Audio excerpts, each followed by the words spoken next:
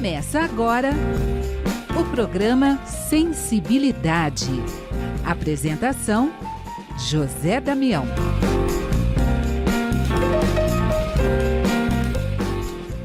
Alô, alô, alô, ao ouvinte amigo da Rede Boa Nova de Rádio, telespectador da TV Mundo Maior.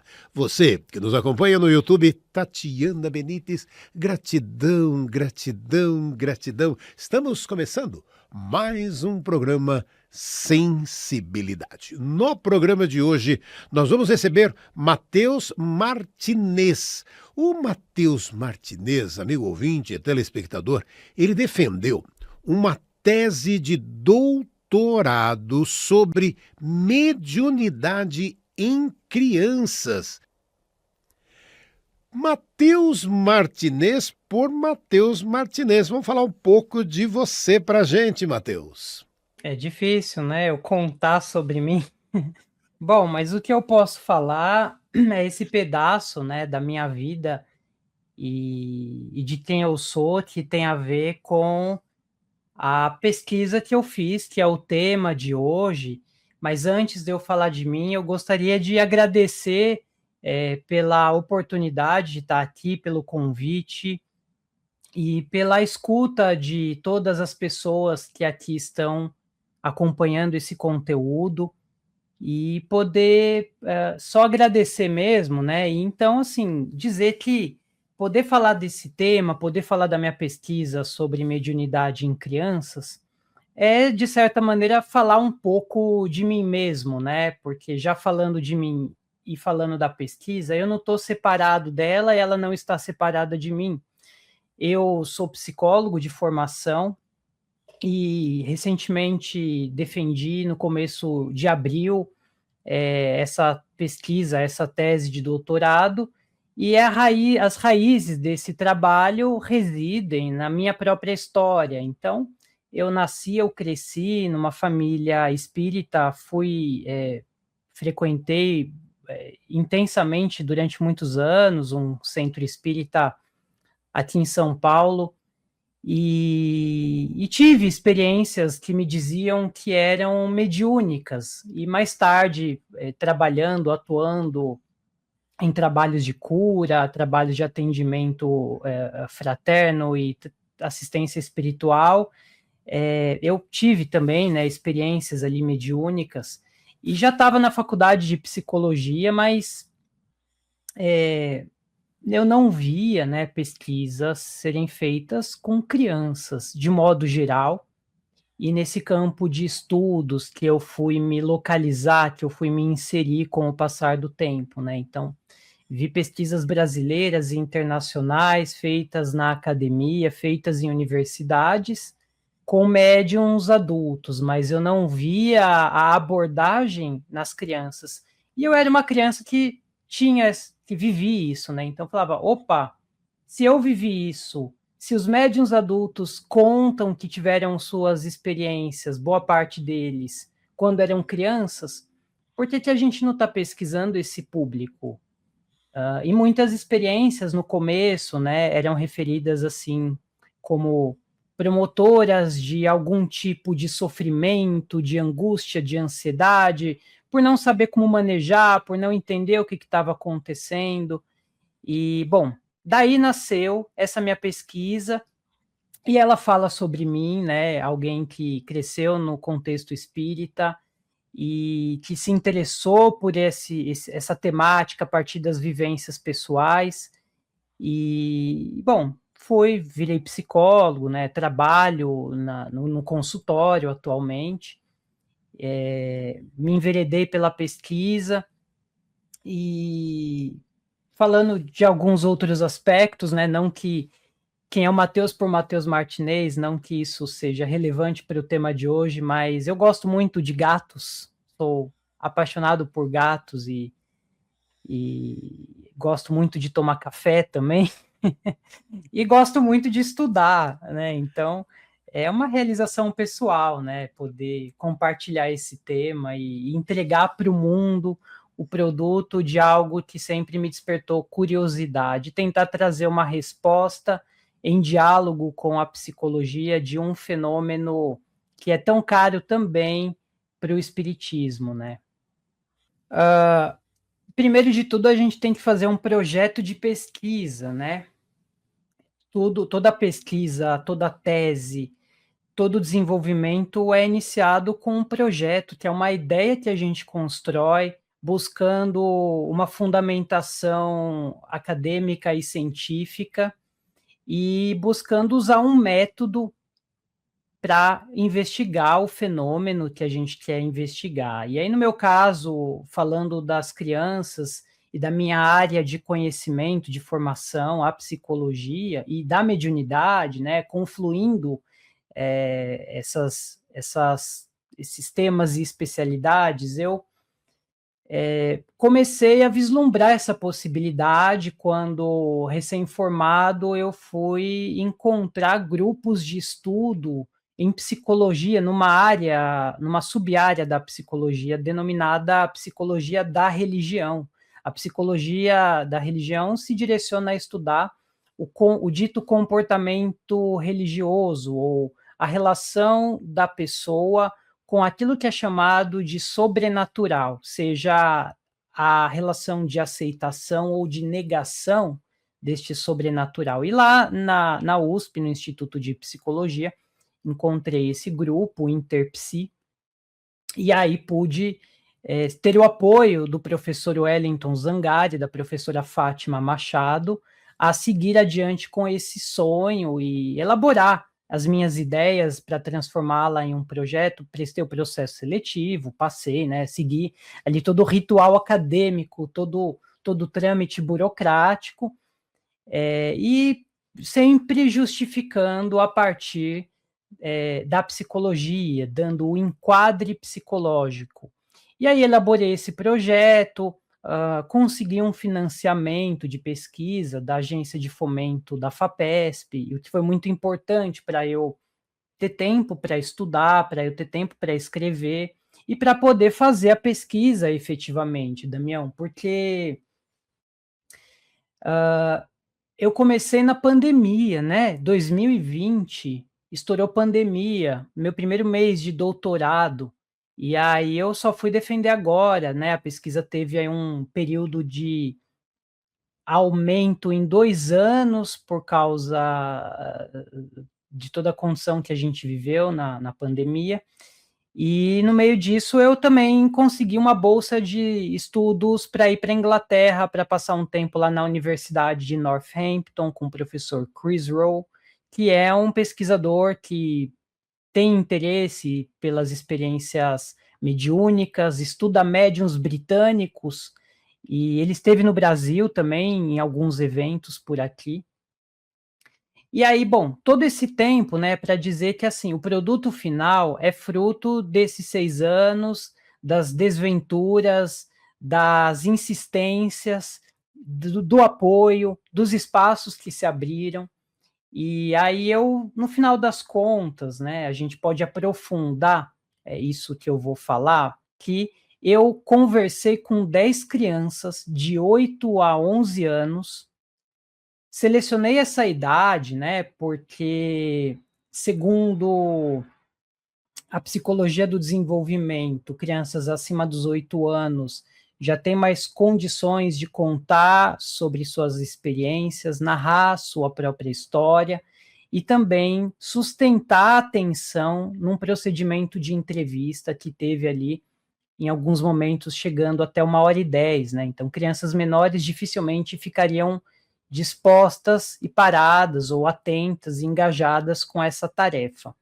E 11 anos porque aqui no Brasil nosso Estatuto da Criança e do Adolescente define que a infância acaba quando se completa 12 anos de idade, né? Então eu precisei usar alguns critérios, o que curiosamente é muito interessante, muito legal de sublinhar, que quando a gente pensa do ponto de vista espírita, o processo encarnatório, o processo de digamos assim, de desconexão desse mundo espiritual na infância, está mais assentado ali pelos 8 anos, né? Depois dos 7, mais ou menos, segundo algumas leituras que eu tenho.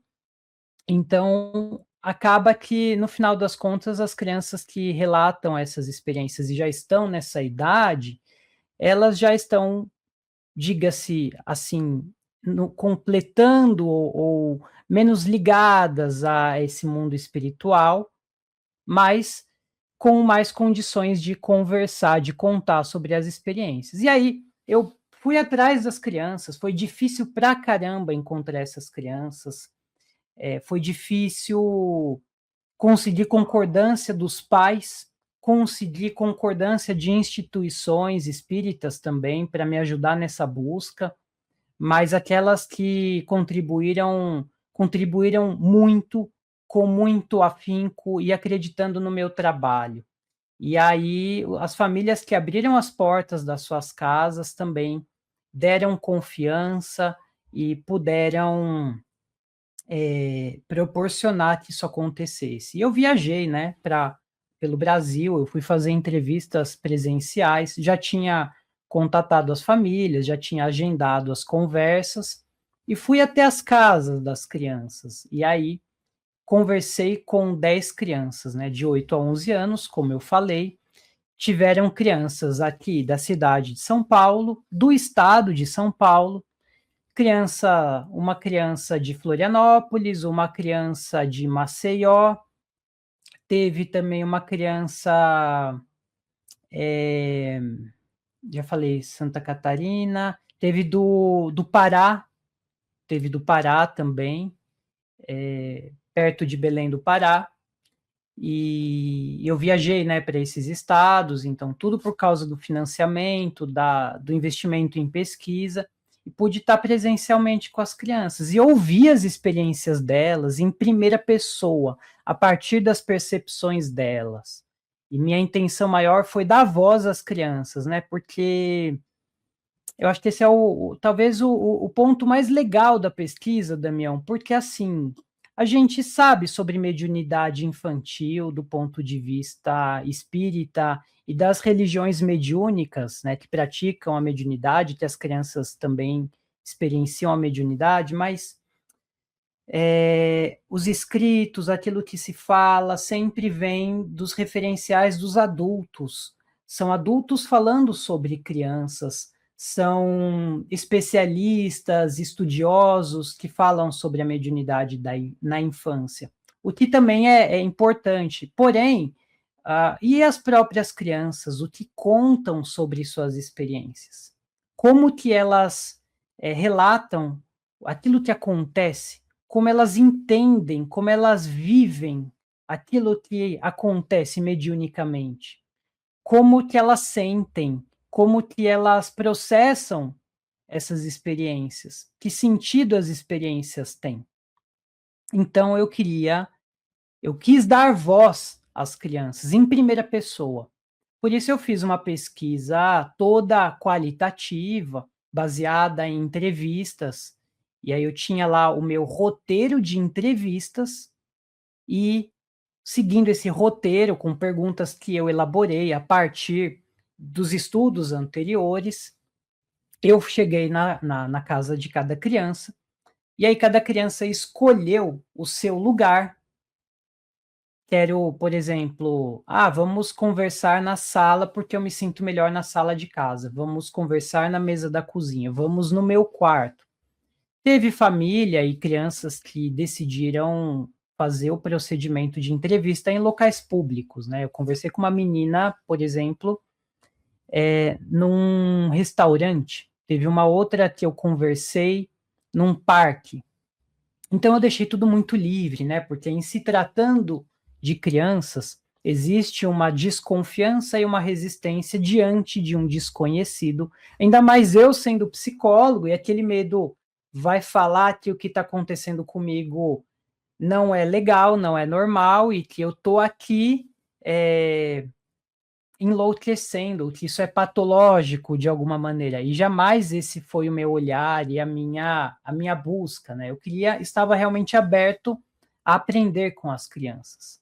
Mesmo que eu tive as minhas experiências e mesmo lendo e estudando literatura e materiais da psicologia ou do espiritismo ou de outras religiões mediúnicas, eu estava numa postura de abertura, busquei me colocar nesse lugar. Eu quero aprender com essas crianças e com essas famílias. E foi no final, eu posso dizer, né, sem comentar exatamente sobre os resultados da pesquisa, mas a parte mais rica e mais legal de tudo foi estar com as crianças. Agora, mediunidade em criança. Existe aí uma situação que eu quero que você amplie para a gente, por favor. Para quem é espírita, é uma realidade. E para quem não é, é outra realidade, Matheus Martinez. Olha, essa é uma pergunta boa, Damião. Eu deixei eu primeiro passei um formulário online, divulguei a pesquisa em grupos de WhatsApp, redes sociais, né? Pedi ajuda de pessoas conhecidas do meio espírita para ajudar a divulgar. E aí eu fui tentando mapear, buscar pais e mães que respondessem esse questionário, esse formulário, para identificar as crianças, para depois me organizar para viajar, para ir até os locais fisicamente. E como eu usei a palavra pesquisa sobre experiências mediúnicas, apareceram naturalmente crianças, não apenas espíritas, mas crianças que elas e suas famílias frequentam e participam e acreditam em outras crenças e sistemas de crença que praticam a mediunidade, como, por exemplo, Umbanda e o próprio Candomblé. E teve uma criança que, embora a família se defina como espiritualista, e sem crença, acreditam na mediunidade, né? Apesar de não terem uma crença definida e não frequentarem nenhum local, nenhum local, digamos assim, religioso, né? Como um centro espírita, um terreiro de Umbanda ou um ilê do Candomblé, eles acreditam nos espíritos e na mediunidade, mas não praticam e não estão baseados nesse referencial. E aí, Damião, não apareceu também nenhuma criança de uma outra religião, ou crianças que não são religiosas, ou de famílias não religiosas, não apareceu. E eu entendo que isso aconteceu porque eu usei a palavra que eu estava querendo conversar era uma pesquisa sobre crianças que possuem, né, e que experienciam a mediunidade. Então, isso já foi um viés na busca, mas, por exemplo, não apareceu uma criança de uma família evangélica ou católica que tem experiências com espíritos, né? Isso não apareceu. O que não significa que não aconteça, né? Mas é por isso que toda pesquisa ela abre espaços que podem ser aprofundados posteriormente. Então, essa é uma lacuna, né? Talvez se eu tivesse buscado em escolas, talvez se eu não tivesse usado a palavra mediunidade ou usado outros termos, essas crianças teriam aparecido e eu teria mais dados, teria outras referências para pensar o fenômeno, os impactos desse fenômeno na vida infantil. Mas, voltando à sua pergunta inicial, né? Eu tive 10 crianças ao total, a maior parte delas espírita. Depois, não lembro o número exatamente, 4, 6 espíritas, eu acho.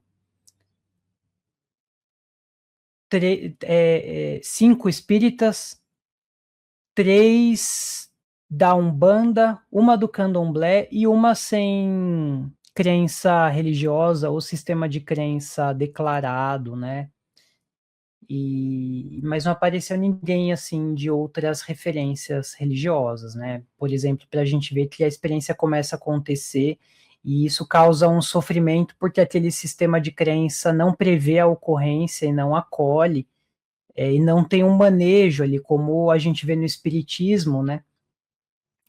Mas eu vi, apesar disso, apesar de todas as crianças que eu conversei acreditarem na ocorrência do fenômeno e terem lá manejos, e apesar do manejo, e apesar do acolhimento, e apesar da interpretação, e apesar do entendimento e do sentido da experiência, boa parte das crianças relatou muito medo, muito sofrimento inicial, especialmente quando as experiências se iniciaram na vida delas, e muito pavor mesmo, né? O que tendeu a diminuir naquelas famílias que deram acolhimento, que deram escuta, que se interessaram pelas experiências das crianças e que, de alguma maneira, encaminharam essas experiências, né? Ou levando as atividades no centro espírita, como evangelização infantil, às vezes até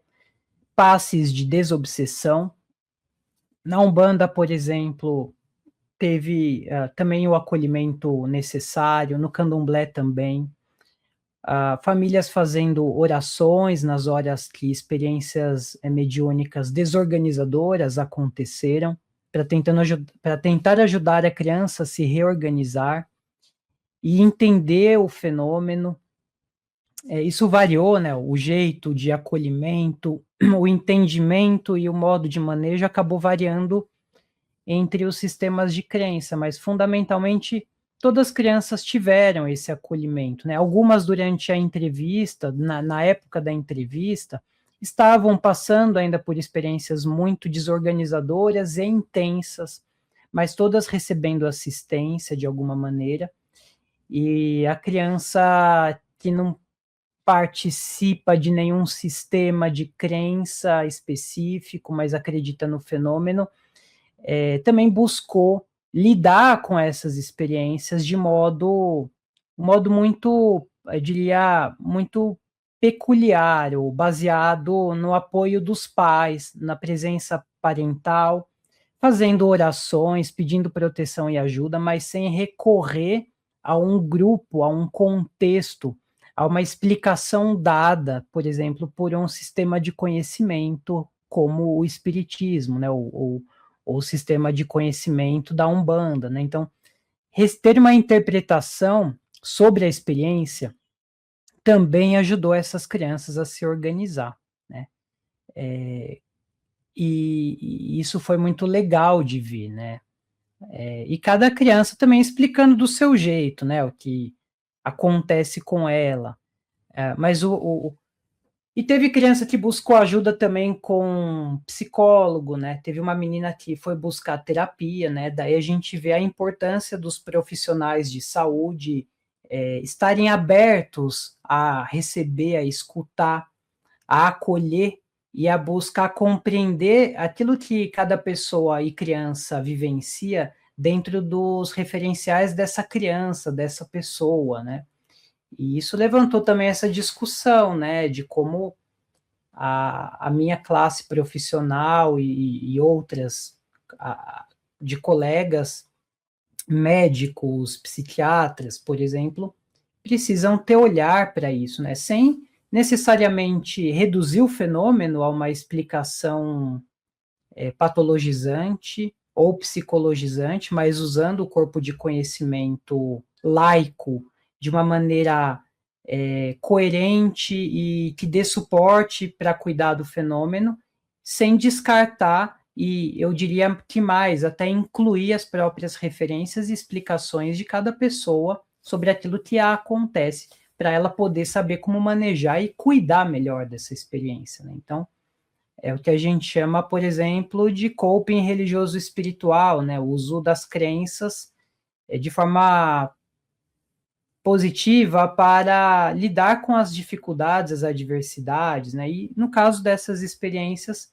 usar as crenças, a continência a continência do centro espírita, as interpretações, o apoio desses lugares, para poder dar um encaminhamento positivo e lidar com o medo, lidar com a angústia, com a ansiedade, com as tensões vividas, os sustos, né? Porque muitas crianças relataram susto inicialmente, né? Pais que buscam apoio no centro espírita. Alguma referência para gente? Qual é a expectativa? São crianças de 8 a 11 anos que continuam com a mediunidade aflorada, é isso? Não necessariamente, né? Teve dois meninos que eu entrevistei.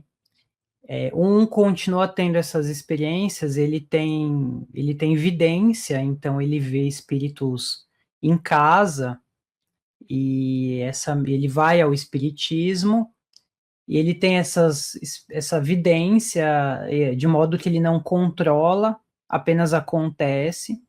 No começo era muito assustador para ele, agora ele já sabe lidar com isso a partir do acolhimento da família, das explicações recebidas e da ida ao centro espírita. E ele continua vendo espíritos, mas ele não se assusta mais e ele entende o que está acontecendo. E assim, a mediunidade no caso dele não é estimulada, né? Levar esse menino no centro espírita para desenvolver a mediunidade. Mas ele é cuidado para que essa mediunidade é cuidada para que ela não traga prejuízos e não impeça o desenvolvimento dele em outras áreas e aspectos da própria vida. Ao mesmo tempo que a ele é ensinado todo o corpo de conhecimento do espiritismo sobre a moral, sobre o autodesenvolvimento, sobre a própria educação, sobre a evolução. Então, a prioridade, no caso dele, é ensinar ele e outros temas e assuntos que são importantes, que ele também entende que são basais para que ele possa aprimorar a mediunidade. Ela continua acontecendo, ela não é estimulada, mas ela também não é reprimida, né? Isso foi interessante de notar. O outro menino que continua tendo experiências, ele escuta vozes, e essas vozes transmitem mensagens para ele sobre a vida dele, sobre a própria família, sobre a humanidade, sobre questões climáticas. E ele, às vezes, cai num estado de inconsciência, de sonolência, como ele mesmo conta, em que ele não se lembra de nada depois, e nesses estados de inconsciência ele transmite mensagens. Aquilo que nós poderíamos chamar de uma psicofonia, né, mas a nível inconsciente. E ele escuta, às vezes, vozes quando ele está acordado, chamando ele, falando coisas sobre a vida, ou quando ele vai dormir, ele está naquele estado de transição para o sono profundo, aquele estado chamado, por exemplo, estado hipnagógico, que ele está se desligando da consciência, entrando no sono, e aí, quando ele está nesse estado de transição, às vezes ele dá mensagens também. Tem mensagens que são conteúdos que deixam ele muito agitado, ansioso, e aí a mãe maneja dando banho, lendo uma passagem do Evangelho, por exemplo, e aí ela faz uma oração com ele e ele vai se acalmando. E essa experiência continua acontecendo, né? Então, mas ela também não é estimulada que aconteça. E ele é levado ao centro espírita para ser cuidado, né? Ele gosta de ver palestras, ele não gosta da evangelização infantil, ele gosta das palestras. Então, assim, né? Essa é uma marca muito peculiar que a gente vê no manejo característico do espiritismo, né? Não incentivar, buscar desenvolver outros aspectos e, se possível, deixar isso de lado, né? Latente para futuramente, depois de um aprimoramento, depois de um aprendizado dessa criança, desse adolescente, desse adulto ele poder escolher como vai vivenciar e como vai enveredar na mediunidade, né. Alguns casos que a gente tem conhecimento, mas que eu não cheguei a entrevistar, são casos e experiências muito ostensivas já na infância, que daí não tem jeito, a coisa irrompe de uma forma, eclode tão ostensivamente, que é impossível não dar expressão para essas experiências. Mas as crianças que chegaram até mim, elas têm as experiências e ao mesmo tempo que elas não são estimuladas, elas também não são ali reprimidas nisso, né? Apenas não se estimula e não se destina uma função de trabalho mediúnico, por exemplo, né? O que já não é o caso de crianças de uma menina específica que eu entrevistei, que ela frequenta a Umbanda, né? Uma Umbanda denominada Umolocô. E aí ela é posta para trabalhar, para exercer a mediunidade no terreiro, inclusive desempenhando funções que alguns adultos não desempenham, porque nesse contexto e no entendimento desse terreiro e do pai de santo que faz esse manejo ali, ela tem a cabeça firme, ou seja, ela tem mais condições ali vibracionais para desempenhar alguns papéis dentro do terreiro, que nem adultos desempenham, né? O que também mostra sociologicamente uma subversão do papel do adulto. Então, a criança que tem mais autoridade num contexto ritual, em determinados momentos, que os adultos, o que não é típico da nossa sociedade, né? Essa já é uma leitura antropológica, eu não estou trazendo aqui a modo de dizer o que é melhor ou pior, ou dizer qual está certo e qual está errado, né? Eu me destaco e não incentivo esse olhar, mas que a gente possa reconhecer a peculiaridade, as concepções de cada contexto religioso e cada sistema de crença, né? Então, mas no espiritismo é o que a gente vê também na literatura espírita, né? Não se estimula, se busca o desenvolvimento da moral, da educação, o desenvolvimento físico, né? Digamos que, do ponto de vista psicológico, é como, olha, vamos cuidar para que esse ego se consolide, esse ego da criança se desenvolva, esse ego encarne no corpo, porque depois que ele tiver corporificado, aí ele vai ter lastro e condição de olhar e de lidar com o mundo espiritual. É assim que eu entendo, né? E as crianças que, por exemplo, essa menina, né, de 11 anos, que no contexto da Umbanda incorpora entidades e ela conta das incorporações dela, ela sabe o que está acontecendo porque ela foi instruída, ela só pode fazer isso porque ela tem o amparo dos adultos. E isso só acontece de forma circunscrita no espaço do terreiro. Isso não acontece aleatoriamente em outros lugares. Então, a gente vê que existe um sentido, uma continência e um espaço cuidado para que as experiências ocorram e se desenvolvam. O que também é muito característico do desenvolvimento mediúnico de adultos, né? Então, conta pra gente, vai, dessa tese de doutorado Mediunidade em Crianças, com essas crianças que você entrevistou. O que você pode contar pra gente de resultado depois de toda essa pesquisa, depois de defender essa tese? Conta um pouco desse resultado pra gente. Olha, eu comentei alguns resultados aqui, né, Damião, o que eu tenho contado aqui sobre as emoções das crianças, que inicialmente as experiências tendem a ser muito aterrorizantes, amedrontadoras, desorganizadoras. Contei, por exemplo, isso foi um achado da minha pesquisa, contei da importância da continência da família, do espaço de acolhimento, do espaço de conversa, do espaço de normalização das experiências. A família é fundamental, o olhar dos adultos no acolhimento é mais do que importante para que as experiências sejam acomodadas, para que elas encontrem um sentido, uma explicação. e é do adulto e da família que a criança depende para se desenvolver e desenvolver a própria individualidade, para encontrar o próprio caminho e também poder escolher, né? Vou seguir, vou alimentar esta minha abertura mediúnica ou não.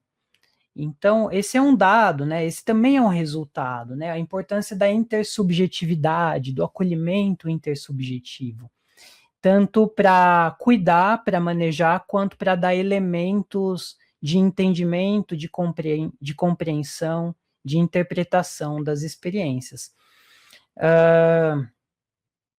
Outro resultado legal, né? Por exemplo, as crianças, elas fizeram desenhos, né, para me contar das experiências. Isso tudo está lá na minha tese, né, que em breve estará pública no portal de teses da Universidade de São Paulo. Minha tese chama-se Crianças que veem pessoas mortas, intersubjetividade, experiências mediúnicas na infância. Os desenhos estão lá na minha tese, né, todo mundo que ouvir aqui e estiver aqui ouvindo poderá conferir esses desenhos, né, e o texto completo.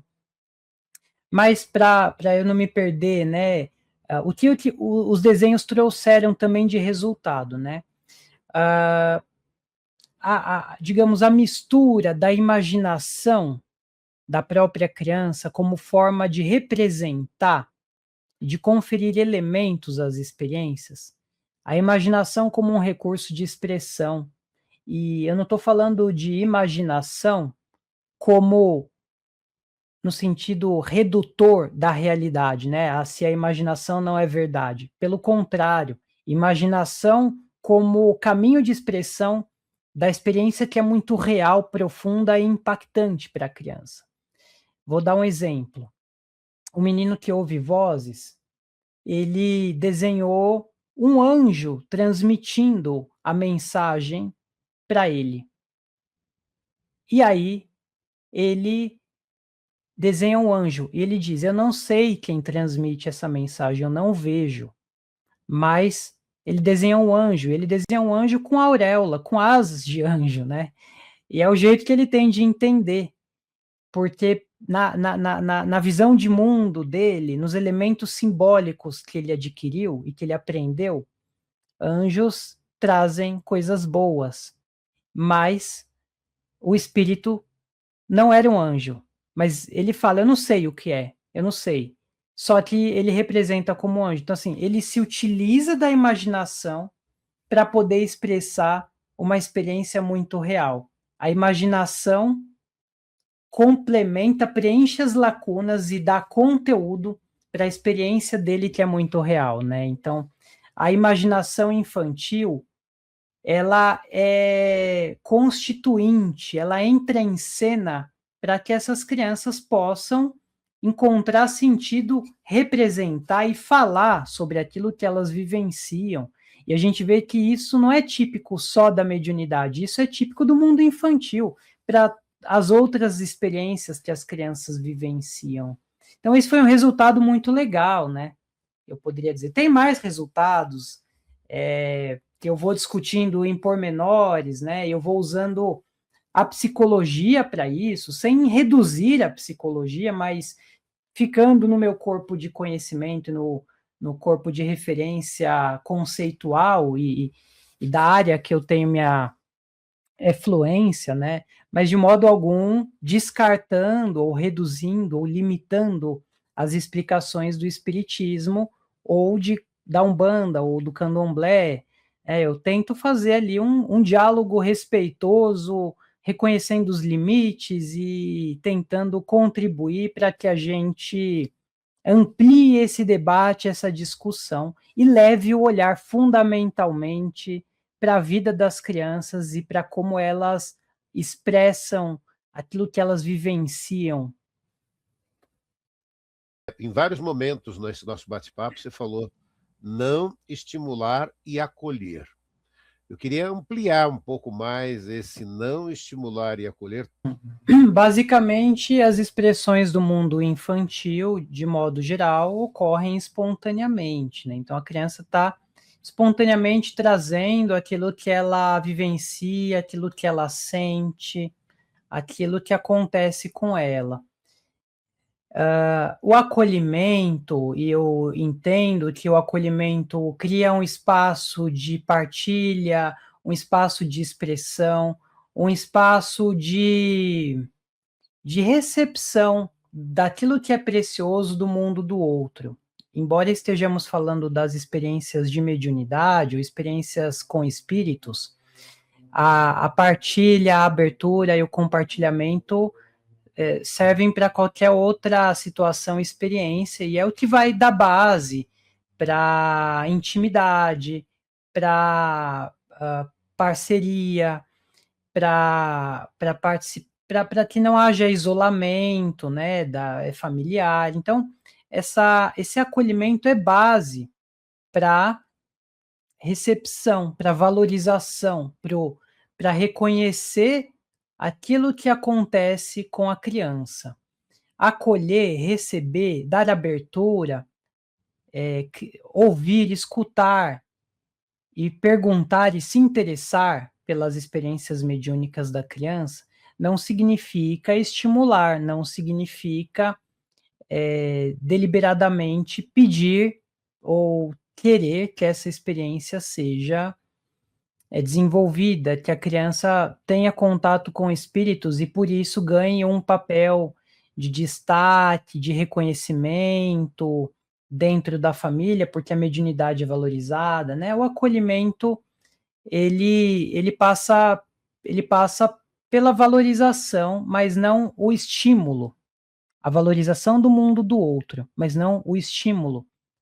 Muito porque, né, tomando a compreensão e os conhecimentos do espiritismo, essa valorização é um jeito de criar intimidade, né? E aí, voltando para a referência do espiritismo, outros aspectos são mais importantes de serem desenvolvidos, né? A educação, o aprendizado, o aprimoramento da própria criança neste plano, na encarnação. Então, que pena, gente. O papo está muito bom, está muito gostoso, mas está terminando mais um programa Sensibilidade. Agradecemos o tema de hoje, né? Mediunidade em crianças, a tese de doutorado do Matheus Martinez. Matheus, gratidão, gratidão, gratidão. Muito, muito obrigado por sua participação com a gente. Eu vou fazer minhas considerações aqui do papel de um pesquisador, tá? Então, vamos estudar essas experiências de modo sistemático, organizado, né? Quem trabalha com criança nos centros espíritas e conhece crianças que têm essas experiências, quando aparecer um pesquisador, deem abertura para que a pesquisa aconteça, acreditem, não achem que a gente já sabe de tudo, o conhecimento é construído e revisitado, é um ato de humildade, um ato de curiosidade pelo mundo, pela vida, pelo mundo infantil, de interesse por aquilo que é muito caro, a vida e a constituição da identidade das crianças. Então, agradeço, né, a todos que deram abertura para mim, a todas as famílias, a todas as crianças que confiaram e me receberam, e todos os líderes, dirigentes, pessoas que ajudaram essa pesquisa a acontecer, né? Porque apesar de eu estar aqui falando sobre isso, uma pesquisa, um trabalho, um estudo de anos, ele depende de muita gente, e se não fossem tantas pessoas envolvidas, esse estudo não teria acontecido. E assim, acho que eu só agradeço mesmo, né? E ressalto a importância de acolher o mundo infantil. Semana que vem estaremos de volta com mais um programa Sensibilidade. Até lá!